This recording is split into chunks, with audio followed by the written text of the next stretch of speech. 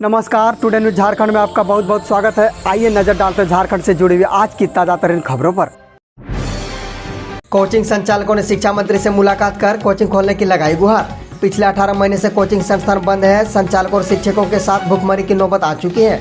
इन समस्याओं के समाधान के लिए कोचिंग फेडरेशन ऑफ इंडिया के पदाधिकारी CFI झारखंड प्रदेश अध्यक्ष मनोज कुमार सिंह, महासचिव रितेश कुमार सिंह, संयुक्त सचिव विकास तिवारी ने शिक्षा मंत्री जगन्नाथ महतो से उनके रांची आवास डोरंडा में मुलाकात कर शिक्षकों की समस्याओं व छात्रों की पढ़ाई के नुकसान के बारे में चर्चा की। मंत्री ने अगले अनलॉक में उच्च शिक्षा के साथ साथ कोचिंग के खोलने का आश्वासन दिया। विभागों में खाली पद भरे जाएंगे, CM हेमंत सोरेन ने की समीक्षा। मुख्यमंत्री हेमंत सोरेन ने कृषि, पशुपालन और सहकारिता विभाग के कार्यों की समीक्षा की। उन्होंने निर्देश दिया कि विभाग में रिक्त पदों को भरने का कार्य करना है। मानव संसाधन की कमी से जिला स्तर में लाभुकों को लाभान्वित करने में परेशानी हो रही है। जब तक रिक्त पदों को नहीं भरा जाता है तब तक अन्य विभागों में समन्वय स्थापित कर कार्य लें। जिला स्तर पर वन, पर्यावरण, जलवायु परिवर्तन विभाग में कार्यरत कर्मियों से कार्य लेने की दिशा में पहल करने का निर्देश दिया। संस्कृत शिक्षकों की नियुक्ति के मामले में झारखंड हाईकोर्ट ने पूछा, आदेश का अब तक क्यों नहीं हुआ अनुपालन। झारखंड हाईकोर्ट ने राज्य के शिक्षा सचिव को शोकॉज किया है।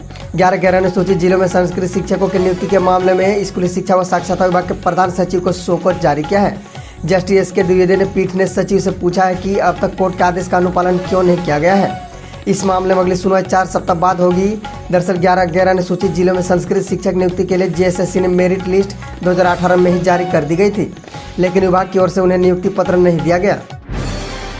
झारखंड के हर किसान को मिलेगा किसान क्रेडिट कार्ड। सोरेन सरकार खाली पड़े इन पदों को भरेगी। कोरोना संक्रमण का असर कम होने के साथ ही झारखंड की हेमंत सोरेन सरकार ने विकास योजनाओं की गति देने का काम शुरू कर दिया है। झारखंड मंत्रालय में लगातार विभागीय समीक्षा का दौर जारी है। कृषि, पशुपालन, सहकारिता विभाग की समीक्षा मुख्यमंत्री हेमंत सोरेन और विभागीय मंत्री बादल पत्रलेख ने की। बैठक के दौरान बीज वितरण को लेकर लैंपैक्स की लापरवाही का मामला सामने आया। हेमंत सोरेन विभाग के द्वारा लैंपैक्स से स्पष्टीकरण पूछने का निर्देश दिया है। झारखंड के किसानों को किसान क्रेडिट कार्ड से आच्छादित करने के लिए प्रखंड स्तर पर विशेष अभियान चलाया जाएगा।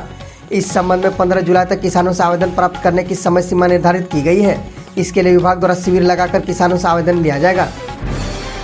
हेमंत सोरेन ने दीपिका को 50 लाख रुपए देने की घोषणा की।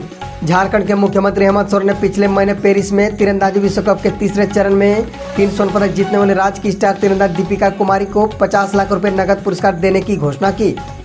पेरिस में दीपिका के साथ स्वर्ण पदक जीतने वाली महिला टीम के तीरंदाज अंकिता भगत व कोमलिका बारी को भी उन्होंने 20-20 लाख रुपए, जबकि कोच पूर्णिमा महतो को 12 लाख रुपए का पुरस्कार देने की घोषणा की।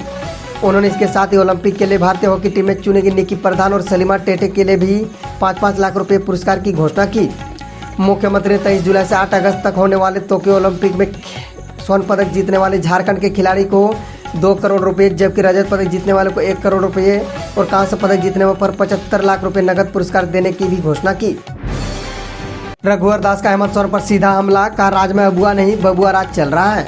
पूर्व मुख्यमंत्री रघुवर दास राज्य की हेमंत सरकार पर लगातार हमला बोल रहे हैं। इस बार रघुवर दास ने राज्य सरकार पर गंभीर आरोप लगाए हैं। उन्होंने कहा कि राज्य सरकार के संरक्षण में भ्रष्टाचार फल फूल रहा है।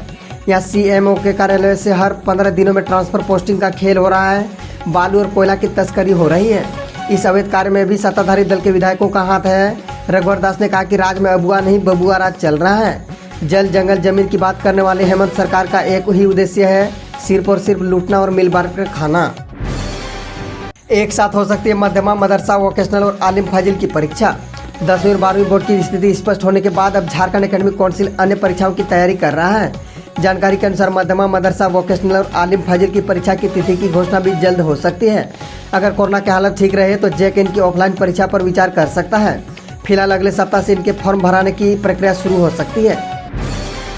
आजीवन पेंशन चाहिए तो इस योजना से जुड़ना जरूरी, जल्द करें ऐसे आवेदन। कर्मचारी पेंशन योजना का लाभ उठाने के लिए आपको कम से कम 10 साल तक किसी कंपनी में कार्य करना होगा। सेवानिवृत्ति की आयु 58 वर्ष हो। इस योजना से जुड़ने के बाद अगर कोई कर्मचारी शारीरिक रूप से पूरी तरह अक्षम हो जाता है तो मासिक पेंशन के हकदार हो जाता है। सेवा के दौरान अगर कर्मचारी की मृत्यु हो जाती है तो उसके परिवार का एक सदस्य को पेंशन का लाभ मिलेगा। अगर मृतक का कोई परिवार नहीं हो तो नामित व्यक्ति को पेंशन मिलेगा।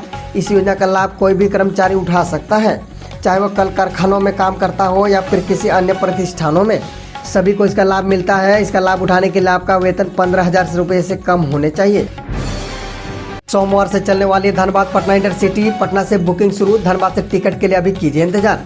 1.25 साल से ज़्यादा इंतजार के बाद 5 जुलाई से धनबाद से पटना जाने वाली इंटरसिटी एक्सप्रेस को चलाने की घोषणा हुई है। रेलवे ने इस ट्रेन की अधिसूचना जारी कर दी है, पर 48 घंटे के बाद भी ट्रेन से टिकटों की बुकिंग शुरू नहीं हो सकी है। सोमवार की सुबह 8:05 पर ही ट्रेन खुल जाएगी। अब तक टिकट नहीं मिलने से यात्रियों को आरक्षण केंद्र से माइस लौटना पड़ रहा है। पछुआ हवा ने झारखंड में बढ़ाई उमस। 3 दिन बाद बंगाल की खाड़ी में सक्रिय होगा मानसून। पिछले एक सप्ताह से रांची समेत राज्य के विभिन्न जिलों में मानसून कमजोर हुआ है।